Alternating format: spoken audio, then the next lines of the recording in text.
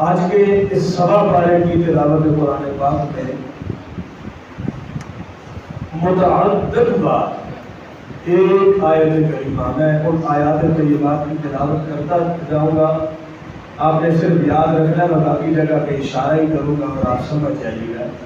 پہلی آیت والذین آمنوا وعملوا الصالحات، اور وہ لوگ جو ایمان لائے اور اچھے عمل کیے، لنکفرن عنہم سیئاتہم، ہم ضرور ان کے گناہوں کو مٹا دیں گے، وَلَنَجْزِيَنَّهُمْ، اور ہم ضرور انہیں بدلہ دیں گے، احسن الذی کانوا یعملون، اس کام کا جو وہ کرتے تھے اچھا بدلہ۔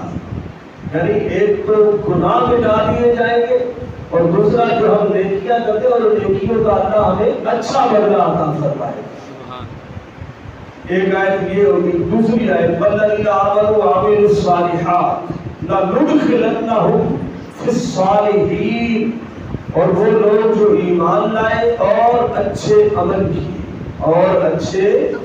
عمل کیے ہم ضرور انہیں داخل فرمائیں گے اپنے صالحین بندوں میں، یعنی اپنے نیکوکار بندوں کے اندر ہم انہیں ضرور بالضرور داخل فرمائیں۔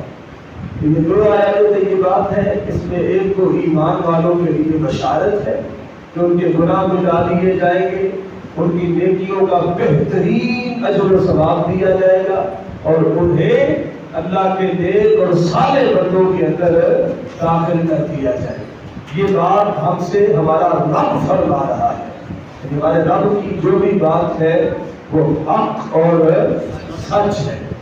اس واسطے یہ بات ذہن میں رکھیے، اکیلا ایمان اگرچہ بہت بڑی دولت ہے لیکن اس کے باوجود یہ کافی نہیں ہے، بلکہ اچھے یعنی ایمان کے ساتھ ساتھ نیک اعمال کا ذخیرہ اکٹھا کرنا وہ ہم سب کے لیے بہت ضروری ہے۔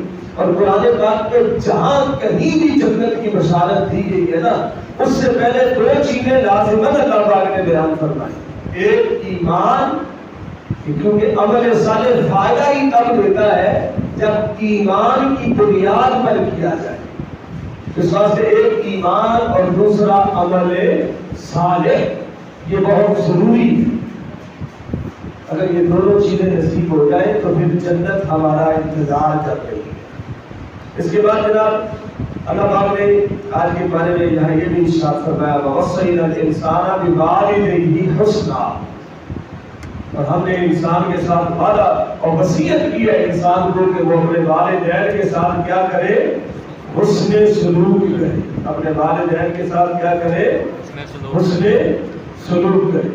اس کے بعد جناب 21ویں پارے کے آغاز کی پہلی آیت کریمہ ہے، اللہ پاک فرماتا ہے اُتْلُ مَا أُوحِیَ إِلَيْکَ مِنَ الْکِتَابِ، جو کتاب کی صورت میں آپ کی طرف وحی کی گئی ہے آپ اس کی تلاوت کریں، آپ اس کی یعنی کہ اگر ہم سادہ لفظوں میں کہیں تو اللہ ہمیں اپنے محبوب علیہ السلام کے توسل سے ہمیں حکم دے رہا ہے کہ قرآن پاک کی تلاوت کیا کرو۔ قرآن پاک کی جو وحی کی صورت میں کتاب اتری ہے ہمارے پاس اللہ کے محبوب علیہ السلام کے ذریعے، وہ کون سی کتاب ہے؟ قرآن مجید ہے، اور قرآن مجید کی تلاوت کا اللہ تعالی ہمیں حکم عطا فرما رہا ہے۔ اس کے بعد فرمایا وَأَقِمِ الصَّلَاةَ، اور نماز قائم کرو، اور نماز قائم کرو۔ نماز قائم کرنے کے بہت سارے فائدے ہیں، لیکن ان میں سے ایک فائدہ یہاں اللہ تعالی نے بیان فرمایا کہ ان الصلاۃ تنہی عن الفحشاء والمنکر، کہ بے شک نماز جو ہے نا یہ بے حیائی اور برے کام سے روک دیتی ہے۔ نماز بے حیائی اور برے کام سے روک دیتی ہے۔ یہ نماز جو ہے یہ ایسا عمل صالح ہے کہ جو بندہ پابندی وقت کے ساتھ نماز کی ادائیگی کرتا رہتا ہے اور اپنی زندگی میں نماز کو اپنا معمول لازم بنا دیتا ہے، تو پھر یہ نماز جو ہے نا اس کی برکت سے بندہ بے حیائی کے کاموں کو بھی چھوڑ دیتا ہے اور برائی کے کاموں کو بھی چھوڑ دیتا ہے۔ یہ اللہ تعالیٰ کا وعدہ ہے۔ نور علیہ السلام کے زمانے میں ایک بندہ نماز پڑھتا تھا لیکن اس کے باوجود برے کام کرتا تھا، تو صحابہ کرام علیہ رضوان نے حضور علیہ السلام کی بارگاہ میں عرض کیا، رسول اللہ صلی اللہ علیہ وسلم اللہ تعالیٰ تو فرماتا ہے کہ نماز بے حیائی اور برے کاموں سے روکتی ہے، اور یہ بندہ نماز بھی پڑھتا ہے پھر برے کام بھی کرتا ہے، تو اسے کیوں نہیں روک رہی نماز؟ حضور علیہ السلام نے فرمایا کہ تم دیکھتے جاؤ، اس کے عمل کو دیکھتے جاؤ، پھر دیکھنا کہ یہ نماز ایک دن ضرور اس کے اوپر اپنا اثر دکھائے گی۔ اور پھر یہی ہوا کہ وہ شخص مسلسل نماز پڑھتا رہا، اور ایک دن ایسا آیا کہ نماز کی برکت سے اللہ تعالیٰ نے اسے بے حیائی اور برے کاموں سے دور فرما دیا۔ پھر نبی آقا علیہ السلام نے فرمایا دیکھو کہ اللہ پاک نے فرمایا نہیں ہے کہ نماز کا ایک فائدہ یہ ہے کہ نماز پڑھنے والا بندہ بالآخر بے حیائی سے بھی باز آ جاتا ہے اور برے کاموں سے بھی۔ آپ ایمان سے بتائیے جو ریگولر نماز پڑھتے ہیں بندے، آپ دیکھتے نہیں اپنے اپنے دلوں میں محسوس نہیں کرتے کوئی بے حیائی والا اور برائی والا کام جب ہمارے سامنے ہوتا ہے تو ہمیں شرم آنا شروع ہو جاتا ہے۔ اللہ تعالیٰ ہمیں اس گناہ سے بچا لیتا ہے۔ یہ ہماری نماز کی برکت ہوتی ہے، یہ دنیا میں برکت ہے نماز۔ اور آپ دیکھیے کہ جس نے نماز کی وجہ سے بے حیائی کو چھوڑ دیا، برائی کو چھوڑ دیا، تو پھر بے حیائی کو چھوڑ دینا اور برائی کو چھوڑ دینا یہ بھی ایک اچھا عمل ہے، اور اچھا عمل کرنے والا بندہ جو ہے جنت اس کا انتظار کر رہی ہے، جنت اس کا انتظار کرتی ہے۔ ویسے بھی فرمایا کہ حدیث پاک میں کہ نماز جو ہے یہ جنت کی، بولیے جنت کی کنجی ہے، نماز جنت کی۔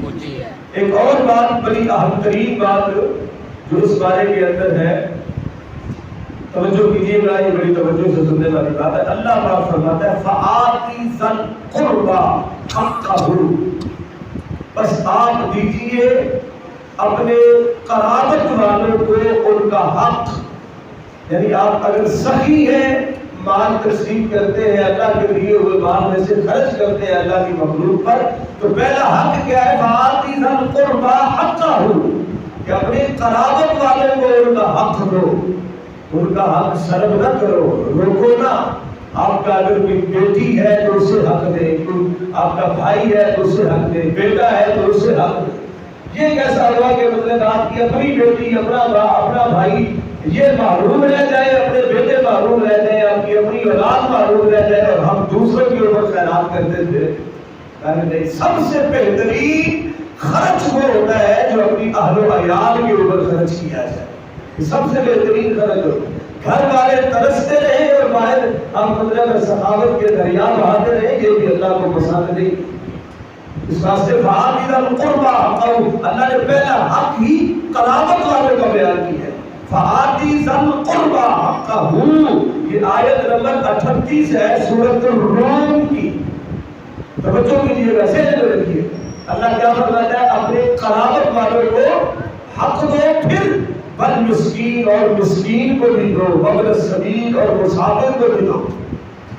اب دیکھ لیجیے مسکین جو مساکین ہے ان کو قرابت والوں کے بعد ذکر فرمایا، اور پھر اس کے بعد وابن السبیل یعنی مسافروں اور اجنبیوں کو دے، اور اس کے بعد فرمایا ذالک خیر للذین، یہ بہتر ہے ان لوگوں کے لیے یریدون وجہ اللہ، جو اللہ کی رضا چاہتے ہیں، جو اللہ کی رضا حاصل کرنے کے لیے اپنا مال خرچ کرتے ہیں نا، ان کے لیے بہتر کیا ہے کہ وہ پہلے قرابت والوں کو دے، پھر مسکینوں کو دے، پھر اجنبیوں مسافروں کو دے۔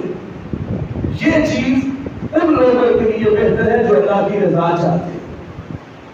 اولئک هم المفلحون، اور اللہ پاک نے اعلان کیا یہی لوگ کامیاب ہیں، یہی لوگ فلاح پانے والے، یعنی دنیا میں بھی کامیاب ہیں اور آخرت میں بھی کامیاب۔ اور آگے فرمایا کہ وما آتیتم من ربا لیربو فی اموال الناس فلا یربو عند اللہ، اور جو کچھ تم دیتے ہو لوگوں کو سود کے طور پر، وہ تمہارے مال کو بڑھاتا نہیں ہے، یعنی فرمایا جو سود تم ایک دوسرے سے دیتے ہو، سود کا لین دین کرتے ہو، اس سے تمہارا مال بڑھتا، بولیے بڑھتا نہیں ہے۔ اور آگے کیا فرمایا؟ فرمایا وما آتیتم من زکات تریدون وجہ اللہ فاولئک هم المضعفون، اور جو تم زکات ادا کرتے ہو اللہ کی رضا کے لیے تو اس زکات سے تمہارا رزق بڑھ جاتا ہے۔ اب ذرا دیکھیے دو چیزیں بیان ہوئی، ایک سود اور ایک زکات۔ سود کے بارے میں ہمارے پیدا کرنے والے ہمارے رب نے، ہمارے خالق و مالک نے، ہمارے رازق نے اعلان فرما دیا کہ سود کے ساتھ تمہارا مال بڑھتا نہیں ہے۔ اور ایک جگہ پر سود اللہ کے ساتھ اعلان جنگ ہے۔ جو بندہ سود سے باز نہیں آتا، سود کھاتا ہے، وہ اللہ سے اعلان جنگ کرتا ہے۔ اور جس نے اللہ سے جنگ کی اس نے شکست دکھائی ہے، اس کو کبھی فتح ہو سکتی ہے۔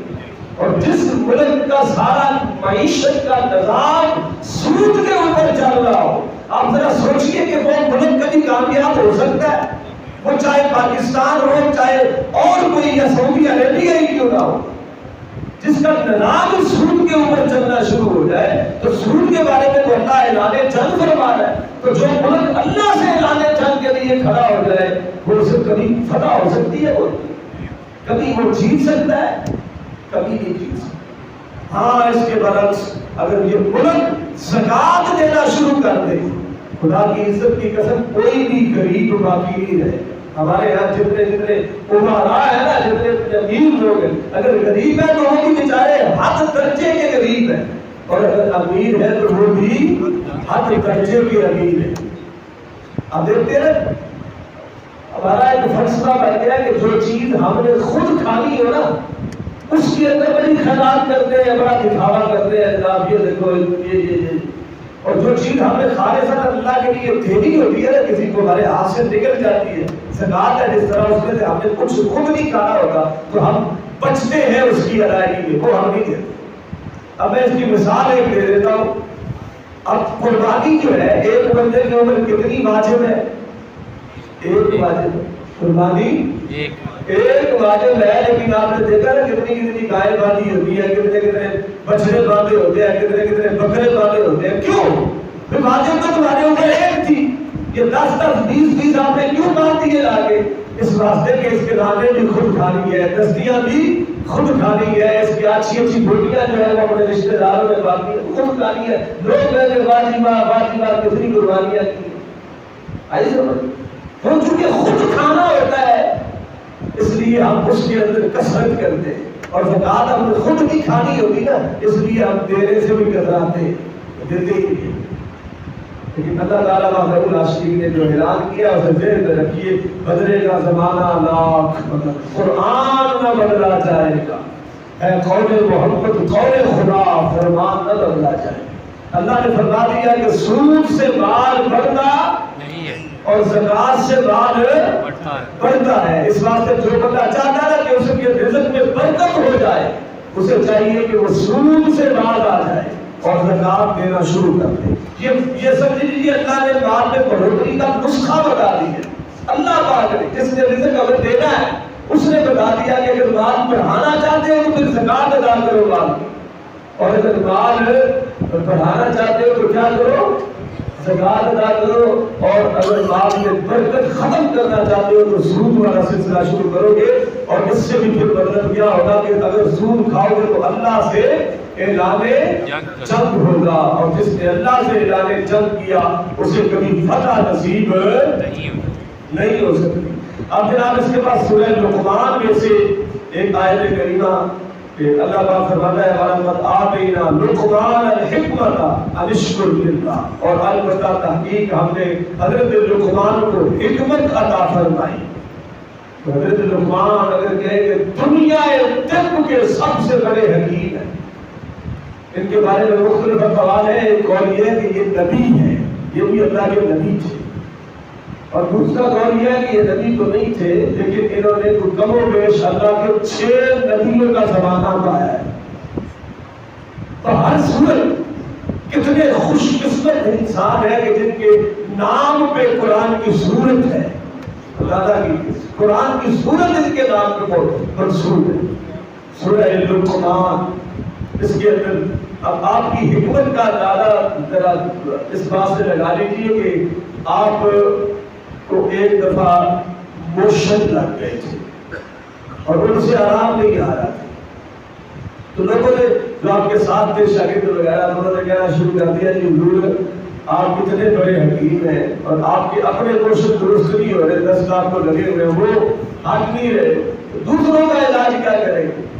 آپ نے ان کو ساتھ لے لیا اور اپنی جیب میں سے وہ دوائی کا ایک کپ، یعنی ایک کپ کے برابر ایک ذرہ دوائی کا نکالا اور بہتی ہوئی ندی کے اندر، وہ کھارا ہوتا ہے تو جس کو پانی لگتا ہے مطلب اس کھارے بہتے ہوئے کھارے کے اندر اس قطرے کو ایسے ڈالا، یعنی ایک ذرے کو ڈالا، وہ پانی بہ رہا تھا، وہ اسی وقت جام ہو گیا، رک گیا۔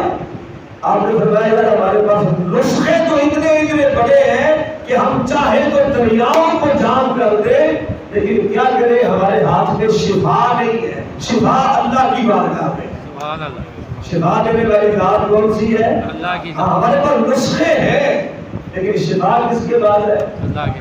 آپ کا بیٹا بیمار ہو گیا اور آپ نے اس کا بڑا علاج کیا، اس کے باوجود وہ شفا یاب نہ ہو سکا اور وہ وصال کر گیا، اور جب اس کا وصال ہوا تو آپ نے اپنی حکمت کی ساری کتابیں اور اپنا طب کا سارا علم اور اپنی ساری پھکیاں اور دوائیاں اور جڑی بوٹیاں اکٹھی کی، اس کی گٹھڑی باندھی اور چل پڑے اسے پھینکنے کے لیے سمندر میں۔ اور سمندر کے پاس جب پہنچے حضرت لقمان، حکیم لقمان جب سمندر کے پاس پہنچے پھینکنے لگے تو اللہ کے ایک فرشتے نے آپ کو روک دیا اور آپ کو پوچھا کہ آپ کیا کریں گے؟ میں اپنی حکمت کو پھینکنے کے لیے آیا ہوں، دریا خود کرنے کے لیے آیا ہوں۔ فرمایا کیوں؟ کہنے لگے صاحب میں اپنے بچے کا علاج نہیں کر سکا تو میں دنیا کا علاج کیسے کروں گا؟ میں نے تو ہر ممکن کوشش کی، وہ صحت یاب نہ ہو سکا، میری حکمت کسی کو کیا فائدہ دے گی؟ تو آپ نے مطلب وہ اللہ کا فرشتہ تھا، اس نے وہ ساری دوائیاں جو اپنے بچے کو دی تھی نا حضرت لقمان نے، وہ ساری دوائیاں ایسے اپنی ہتھیلی میں پکڑ کے نا حضرت لقمان کے سامنے کر دی اور کہا کہ کیا یہی ادویات تھی جو آپ اپنے بچے کو دیا کرتے تھے؟ انہوں نے کہا جی ہاں یہی تھی۔ آپ نے کہا کہ مجھے اللہ رب العالمین نے میری ڈیوٹی لگا رکھی تھی کہ جب بھی یہ دوائی دے نا اپنے بچے کو تو دوائی کو متاثرہ جگہ پہ جانے سے پہلے جا کے پکڑ لینا، دوائی متاثرہ جگہ پر نہیں جانی چاہیے۔ تو اے حکیم لقمان تیری حکمت کا کوئی قصور ہے، تیری حکمت کامیاب ہے، لیکن اللہ رب العالمین کی رضا نہیں تھی، اس واسطے وہ دوائی متاثرہ جگہ تک پہنچی نہیں۔ اب جناب اس کے بعد یہاں پھر یہ آپ نے فرمایا کہ وَمَن يَشْكُرْ فَإِنَّمَا يَشْكُرُ لِنَفْسِهِ، اللہ فرمایا ہم نے لقمان کو حکمت دی کہ انشکر للہ، کہ آپ اللہ کا شکر ادا کرتے رہنا۔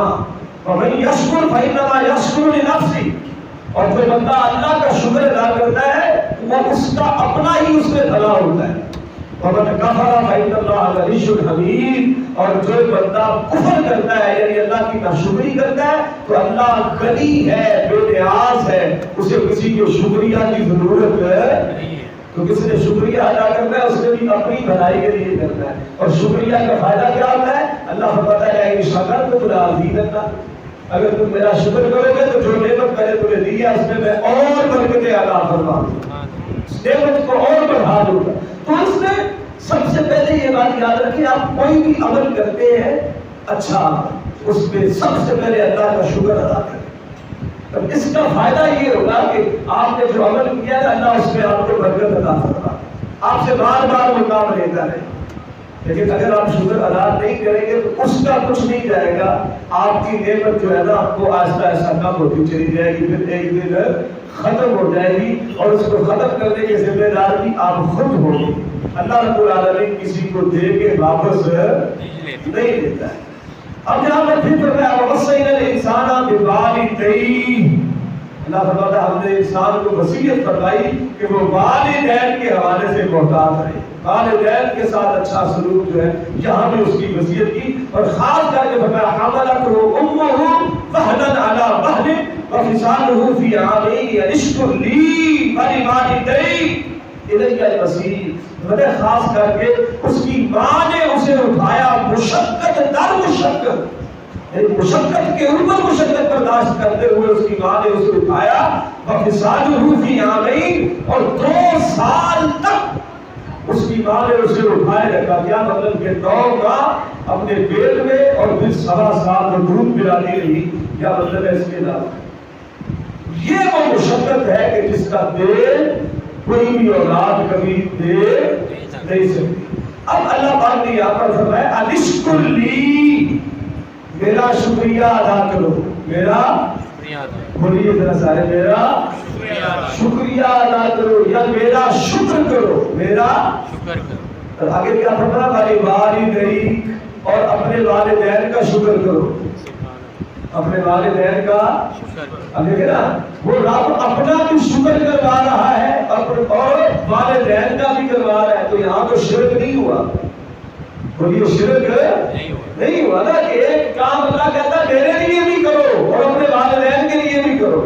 وہ کام کیا ہے؟ شکر ادا کرنے والا، کہ میرا بھی شکریہ ادا کرتے رہو اور اپنے والدین کا بھی شکریہ ادا کرو. میرا شکریہ ادا اس واسطے کرو کہ میں نے عالم ارواح سے تمہیں تمہاری ماں کے مدد میں بھیج دیا، اور ماں کا شکریہ ادا کرو اور والدین کا شکریہ ادا کرو کہ جن کی انتھک محنتوں، مشقتوں، محبتوں، رحمتوں، برکتوں کے ذریعے سے تم اس دنیا میں آئے، پھر بڑے ہوئے، جوان ہوئے اور تم نے زندگی کے سارے نظارے دیکھے. اگر تمہارے ماں باپ نہ ہوتے تو تمہارا وجود ممکن نہیں تھا. اس واسطے ادب میں وجود میں لانا، ادب سے وجود میں لانا یہ میرا کام ہے. اس لیے میرا شکریہ. اور وجود میں آنے کے بعد تمہیں پروان چڑھانا یہ تمہارے ماں باپ کا کام ہے. بظاہر تمہارے ماں باپ کا کام ہے، اس واسطے ان کے بھی شاگرد بن جاؤ. اس کے بعد پھر آگے ایک آیت کریمہ ہے سورۃ السجدہ کی آخری آیت نمبر 34. ان اللہ عندہ علم الساعہ، بے شک اللہ ہی ہے جس کے پاس قیامت کا علم ہے. بیسک یہ 5 چیزوں کا علم جو ہے اسے اللہ کے ساتھ خاص کیا گیا. اب دیکھیے گا، ان اللہ عندہ علم الساعہ، ایک تو قیامت کا علم کہ کس کے پاس ہے؟ بولیے کس کے پاس ہے؟ نمبر 2 وَيُنَزِّلُ الْغَيْثَ، کہ وہ بادل کو کب برساتا ہے، یعنی بارش کب آنی ہے، اس کا علم بھی کس کے پاس ہے؟ اللہ کے پاس. وَيَعْلَمُ مَا فِي الْأَرْحَامِ، اور ماؤں کے رحموں کے اندر کیا ہے، بچہ ہے یا بچی ہے، اس کا علم بھی کس کے پاس ہے؟ اللہ کے پاس ہے. وَمَا تَدْرِي نَفْسٌ مَاذَا تَكْسِبُ غَدًا، اور کوئی جان یہ نہیں جانتی کہ وہ کل کیا کمائے گی، یعنی کل کس کے ساتھ کیا ہوگا کسی کو اس کا علم نہیں. صرف کس کو علم ہے؟ اللہ کو ہے. وَمَا تَدْرِي نَفْسٌ بِأَيِّ أَرْضٍ تَمُوتُ، اور کوئی جان یہ نہیں جانتی کہ وہ کس جگہ پر فوت ہوگی، کس جگہ پر مرے گی. ان اللہ علیم الخبیر، بے شک اللہ جاننے والا، خبردار ہے، خبر رکھنے والا. اب دیکھیے یہ 5 چیزوں کا علم ہے. اس آیت میں جس کی تخصیص کی گئی کس کے لیے؟ اللہ کے لیے. لیکن اب دیکھیے گا کہ ان میں سے ہر چیز کا علم اللہ نے اپنے محبوب مکرم علیہ السلام کو بھی عطا فرمایا. چنانچہ حضور علیہ السلام نے قیامت کے احوال بیان کرتے ہوئے قیامت کی کتنی نشانیاں بیان فرمائی کہ قیامت جمعے والے دن قائم ہوگی، قرب قیامت یہ ہوگا، یہ ہوگا، یہ ہوگا، بندوں کے احوال یہ ہوں گے. اور اس کے بعد معاملہ سارے قیامت کے بارے میں جبریل امین نے جب سوال کیا تھا کہ اخبرنی عن الساعہ، یا رسول اللہ مجھے قیامت کے بارے میں بتائیے، تو آپ نے فرمایا المسئول عنہا بأعلم من السائل، فرمایا کہ جس سے تو قیامت کے بارے میں پوچھ رہا ہے نا وہ سائل سے زیادہ نہیں جانتا. کیا مطلب تھا کہ اے جبریل پتہ تجھے بھی ہے، پتہ مجھے بھی ہے، لیکن یہ وہ بات ہے جس کے اظہار کی ہمیں اجازت نہیں. جتنا علم ہونا چاہیے ہمیں ہے. تو مہاراج قیامت کے بارے میں حضور علیہ السلام کی حدیث بھری بھری ہے، آپ نے کئی تشریح بیان کی ہے کہ قیامت کب آئے گی. اس کا مطلب یہ ہے کہ قیامت کا علم جو اللہ کے ساتھ خاص تھا اللہ نے اپنے محبوب کو بھی عطا فرمایا ہوا ہے. پھر وَيُنَزِّلُ الْغَيْثَ، بارش کب آئے گی؟ یہ حضور علیہ السلام نے کئی دفعہ اپنے اشاروں سے بارش برسائی اور اشاروں سے ہی اسے روکا. ٹھیک ہے نا، یہ بڑا طویل واقعہ آپ نے بارہ سنا بھی ہوگا. فرمایا عالم ما فی الارحام، رحموں کے اندر کیا ہے، اس کے بارے میں حضور علیہ الصلوۃ والسلام نے کئی بار خبریں دی، حتیٰ کہ حضرت فاطمہ الزہرا رضی اللہ تعالیٰ عنہا کے یہاں جب حضرت سیدنا امام حسین رضی اللہ تعالیٰ عنہ کی ولادت ہوئی تھی تو آپ علیہ السلام نے پہلے ارشاد فرما دیا، فرمایا کہ فاطمہ جس جان کو جنم دے گی وہ بچہ ہوگا، بیٹا ہوگا، یعنی حضرت امام حسین رضی اللہ تعالیٰ۔ پھر اس کے بعد کوئی نفس کل کیا کرے گا، یعنی کل کیا ہوگا، اس کے بارے میں حضور علیہ السلام نے بے پناہ خبریں دی، اور آخری بات فرمایا وما تدری نفس بأی تموت، کہ کون سی جان کس جگہ پہ مرے گی۔ اس کی دلیل غزوہ بدر والی رات جو آج جمعہ میں نے حدیث بیان کی، آپ رات کو حضور علیہ السلام اپنے صحابہ کے ساتھ میدان بدر میں گئے اور چھڑی کے ساتھ دائرے بنائے، اور دائرے بنا کے فرمایا کہ فلاں کافر اس جگہ مرے گا، کل فلاں کافر اس جگہ مرے گا، فلاں کافر اس جگہ مرے گا۔ حضرت عمر فاروق اعظم رضی اللہ تعالیٰ عنہ فرماتے ہیں اس رب کی عزت کی قسم جس کے دست قدرت میں میری جان ہے، حضور علیہ السلام نے جہاں جہاں نشانی لگائی تھی نا، کوئی کافر اس سے ایک انچ بھی پیچھے نہیں ہٹا، وہیں جا کے مرا تھا۔ دیکھیے کون کل مرے گا، کس جگہ پہ مرے گا، یہ ساری خبر حضور علیہ السلام نے پہلے نہیں دے دی۔ یہ اللہ تعالیٰ کے محبوب علیہ السلام کے فضائل میں سے ہے کہ اللہ رب العالمین نے اپنی کوئی بھی چیز آپ سے مخفی، حتیٰ کہ خود رب چھپا تھا جو کسی پہ ظاہر نہیں ہوا تھا، اللہ نے اپنا آپ بھی اپنے محبوب پر ظاہر فرما دیا۔ اب اور کیا غیب رہ سکتا تھا جس کا علم حضور کو نہ دیا گیا۔ اس کے بعد جناب آخری سورت جو ہم نے پڑھی، تقریباً آدھی سورت سورۃ الاحزاب ہے۔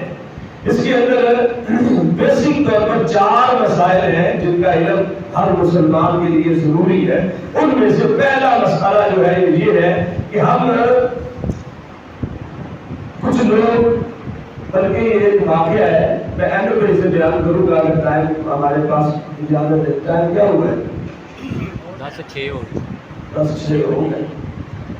سب سے پہلی بات یہ رکھیے، ما جعل اللہ لرجل من قلبین فی جوفہ، اللہ نے کسی سینے کے اندر 2 دل نہیں پیدا کیے، 2 دل پیدا نہیں کیے۔ لہذا کوئی بھی شاعر اپنے تخیلات کے اگر کوئی شعر کہتا ہے اس میں کہتا ہو کہ میرے دل میں، میرے سینے میں 2 دل ہوتے تو ایسا ہو جاتا، میں ایسا کر دیتا، لیکن یہ آیت کریمہ رد ہے۔ ایک کافر تھا، اس کا نام عامر تھا، وہ کہتا تھا کہ میرے سینے میں 2 دل ہیں اور بہادری میں وہ ایک دوسرے سے بڑھ کر ہے، اور حضور علیہ السلام کی نصرت میں بھی وہ ایک دوسرے سے بڑھ کر ہے۔ اب غزوہ احزاب کے موقع پر جب مسلمانوں کے ساتھ وہ مبارز ہوا تو وہ بھاگا، حضور علیہ السلام کے صحابہ کی دلیری اور شجاعت کو دیکھ کر وہ دوڑا میدان چھوڑ دے، اور دوڑنے کا اس کا عالم یہ تھا کہ ایک جوتی اس نے پہنی ہوئی تھی اور دوسری جوتی اس کے ہاتھ میں تھی، ہاتھ میں جوتی پکڑ کے وہ دوڑ رہا تھا۔ راستے میں کسی نے دیکھا، اوے اللہ کے بندے، تو اللہ کے بندہ تو تھا نہیں وہ، تو کہنے لگے اے عامر، تو کہتا تھا میرے سینے میں 2 دل ہے اور میں اتنا مضبوط اور طاقت مار ہوں، آج کیا ہوا، دوڑ کے کہاں جا رہا ہے، اور تیری جوتی ایک تو نے پہنی دوسری ہاتھ میں کیوں پکڑی ہوئی ہے؟ اس کے اوپر اتنی گھبراہٹ تاری ہوئی تھی، اتنا وہ خوف زدہ تھا، وہ کہنے لگا کہ مجھے یار حقیقت میں پتہ ہی نہیں چلا کہ میری جوتی میرے ہاتھ میں ہے یا پاؤں میں ہے۔ پتہ ہوتا ہے نا اکثر ہاتھ میں چیز پکڑ کے ڈھونڈ رہا ہوتا ہے، ایسے ماتھے پہ لگی ہوتی ہے ڈھونڈ رہا ہوتا ہے، ایسا ہی ہوتا ہے۔ تو وہ بدلے میں کہتا مجھے پتہ ہی نہیں ہے، یعنی اتنی بزدلی کا اس نے مظاہرہ کیا کہ بھاگتے وقت اسے یاد ہی نہیں رہا کہ میری جوتیاں دونوں پاؤں میں ہے یا نہیں، اس طریقے سے وہ بھاگا۔ اور اس وقت مطلب ہے پھر یہ آیت کریمہ نازل ہوئی، فرمایا ما جعل اللہ لرجل من قلبین فی جوفہ، اللہ نے کسی بھی بندے کے سینے میں 2 دل پیدا، لہذا یہ عامر نامی کافر جو ہے یہ کیا کر رہا ہے، جھوٹ بولتا ہے کہ اس کے سینے میں 2 دل۔ دوسری بات یہ ایک کلیہ یہ پتہ چل گیا کہ اللہ نے ہر سینے میں کتنے دل رکھے ہیں، ایک۔ دوسرا ہمارے یہاں رسم و رواج ہے اور اب تو بڑی آگے نکلتی جا رہی ہے، وہ رسم و رواج میں کچھ بچے لے کے پالتے ہیں، لے پالک بچے جنہیں ہم کہتے ہیں، کسی کے ہاں بچہ نہیں ہوتا تو وہ کسی دوسرے سے لے لیتا ہے، ٹھیک ہے نا، اسے ہم کہتے ہیں لے پالک بچہ۔ آج کل جو ترقی ہم نے کی ہے، ہم یہ کرتے ہیں کہ اس لے پالک بچے کو اپنا نام دے دیتے ہیں، اس کے باپ کی جگہ پہ اپنا نام دے دیتے ہیں اور اسے بیٹا کہتے ہیں اور اس سے پاپا کہلواتے ہیں. سمجھ آ گئی؟ اس کا رد اللہ تعالیٰ نے قرآن پاک میں کیا ہے اور فرمایا ادعوہم وما جعل ادعیاءکم ابناءکم، تمہارے لے پالتا بچوں کو اللہ نے تمہارا بیٹا نہیں بنایا، تمہارا بیٹا لہذا تمہارے لے پالے بچے جو ہے وہ تمہارے بیٹے، بولیے تمہارے بیٹے نہیں ہے. ذالکم قولکم بافواہکم، کہ تمہارے منہوں کی باتیں. اللہ یقول الحق، اللہ حق فرماتا ہے اور وہی سیدھے راستے کی ہدایت دیتا ہے. اور آگے فرمایا ادعوہم لآبائہم، آج کل جو لوگ غلطی کرتے ہیں نا اپنا نام دے دیتے ہیں. اللہ فرماتا ہے نہیں اپنا نام نہ دو، ادعوہم لآبائہم، انہیں تم بلاؤ ان کے باپوں کے نام سے، ان کے باپوں کے نام سے بلاؤ جو ان کے حقیقی ماں باپ ہیں، ان کے نام سے بلاؤ، اپنے نام نہ دو. اللہ تعالیٰ نے منع فرمایا ہے اور حکم دیا ہے کہ انہیں کن کے ناموں سے بلاؤ. جو نبی کی بیوی ہے وہ مومنوں کی کیا ہے؟ ماں ہے. وہ مسلمانوں کی کیا ہے؟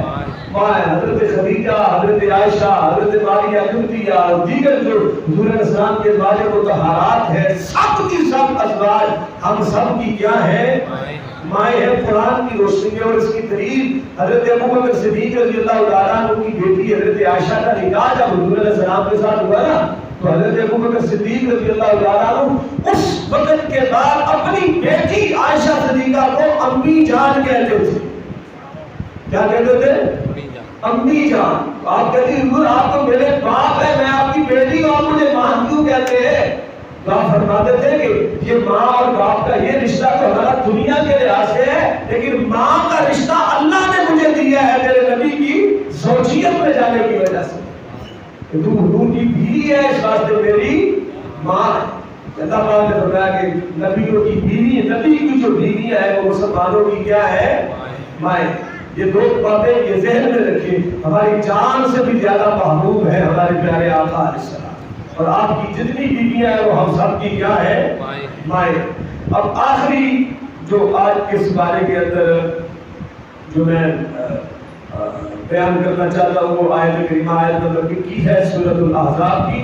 لَقَدْ كَانَ لَكُمْ فِي رَسُولِ اللَّهِ أُسْوَةٌ حَسَنَةٌ لِمَنْ كَانَ يَرْجُو اللَّهَ وَالْيَوْمَ الْآخِرَ وَذَكَرَ اللَّهَ كَثِيرًا. اللہ تعالیٰ نے اپنے محبوب علیہ السلام کے بارے میں فرمایا تحقیق تمہارے لیے میرے محبوب مکرم صلی اللہ علیہ وسلم کی مبارک زندگی ایک بہترین نمونہ ہے.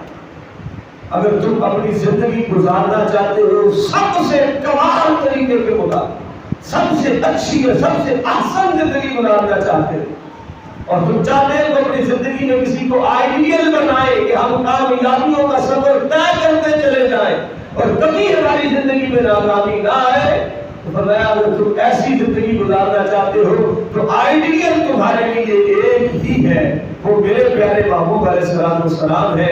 بس جو انہوں نے کیا ہے وہ کرتے جاؤ، جو انہوں نے چھوڑا ہے اسے چھوڑ دو، جیسے انہوں نے کیا ہے ویسے کرو. قرآن پاک میں دوسرے مقام پر یہ فرمایا گیا وَمَا آتَاكُمُ الرَّسُولُ فَخُذُوهُ، جو اللہ کا رسول تمہیں دے دے وہ لے لو، وَمَا نَهَاكُمْ عَنْهُ فَانْتَهُوا، اور جس سے وہ روکے اس سے رک جاؤ. اللہ کی بارگاہ میں دعا ہے کہ اللہ تعالیٰ ہمیں قرآن و سنت کی سمجھ عطا فرمائے اور اس پر عمل کی توفیق بخشے.